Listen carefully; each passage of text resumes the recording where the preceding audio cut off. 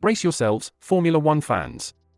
Red Bull Racing's lineup seems to be on shaky grounds with Sergio Perez's future hanging by a thread. Gossip is, Sebastian Vettel, the four-time world champion, is itching to escape retirement. But here's a twist for you. Helmut Marko, Red Bull's motorsport advisor, has quashed the idea of pairing Vettel and Verstappen. Red Bull isn't quite thrilled with Perez's performance this season, and his rivalries with Verstappen are adding fuel to the fire. So, could Vettel replace Perez? Marko seems reluctant, citing contractual obligations until 2024 as a hurdle. Even though Vettel's return to Red Bull is a long shot, Marko admits that if Vettel were to make a comeback, he'd likely join a top-flight team. While all this unfolds, Daniel Ricciardo's name is thrown in the hat as a potential contender. Meanwhile, Perez's recent victory in Singapore is a glimmer of hope for his career at Red Bull. And as the world of Formula One holds its breath, we can only wait to see how this drama unfolds and who'll be the next to challenge Verstappen at Red Bull. A surprise signing, perhaps? The race is on. Good day to you all, this is your host, Enzo. And I'm William, delighted to be here. We serve up fresh Formula One news daily on F1 Motor Fever podcast. Don't forget to subscribe and hit that notification bell for your daily dose. Now, let's go full throttle.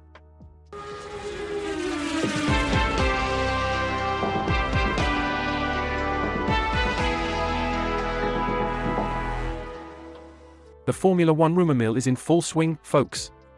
Sergio Perez, our man from Red Bull Racing, seems to be on thin ice. The Mexican's performance is under scrutiny, and some are whispering about potential replacements. Oh, the drama. Indeed. An interesting name that's been thrown into the ring is none other than Sebastian Vettel, four-time world champion and recent retiree.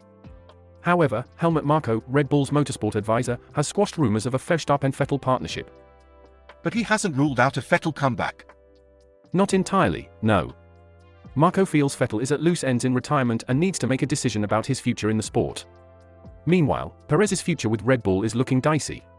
His rivalry with Verstappen has stirred up some bad blood within the team, and his performance this season hasn't helped his case. So, could Vettel really replace Perez? That's the million-dollar question. While Vettel's return to Red Bull seems unlikely, Marko admits that if he does decide to retire, it would likely be with a top-tier team. Well, let's see how this rollercoaster ride unfolds. Absolutely. All we can do is sit tight and watch the drama unfold in the world of Formula One. Marko has thrown another name into the mix as a potential alternative to Vettel. It's Daniel Ricciardo from AlphaTauri, who already has a lot of experience under his belt. Ricciardo is a strong contender, no doubt. Marko, though, is clear that Perez's contract with Red Bull doesn't guarantee him a seat in the coming seasons. The team prides itself on its flexible driver development program, and Marko's warning about Perez's recent form suggests that nothing is set in stone. So, Perez could potentially be out despite having a contract. It seems so. Perez himself admitted to a Spanish-language broadcaster that he's learned a lot this season, especially from his mistakes. He's focused on contributing to the team, winning more races, and securing championships with Red Bull. But, he also acknowledged that if his place is not secure for 2024, he'll need to explore other options. It's a tough industry. True. But it's not all doom and gloom for Perez. Marko commended Perez's strong race performances, even acknowledging his recent win in Singapore despite the challenges he's had in qualifying. He's optimistic that Perez will bounce back and continue to contribute to Red Bull Racing. That's reassuring. Indeed. As we speculate on Perez's future and the potential return of Vettel, the excitement is building up among Formula One fans. While Marko is leaning away from a Verstappen-Vettel partnership, we must not forget that we are in the world of Formula One, where surprises are the order of the day. Can't wait to see what happens next. Throwing another spanner in the works, plans for pairing Daniel Ricciardo with Max Verstappen might be on ice due to Ricciardo's wrist injury sustained during the Dutch Grand Prix. That makes the situation even more unpredictable, doesn't it? Yes, it does. Now, the possibility of a surprise signing seems more likely.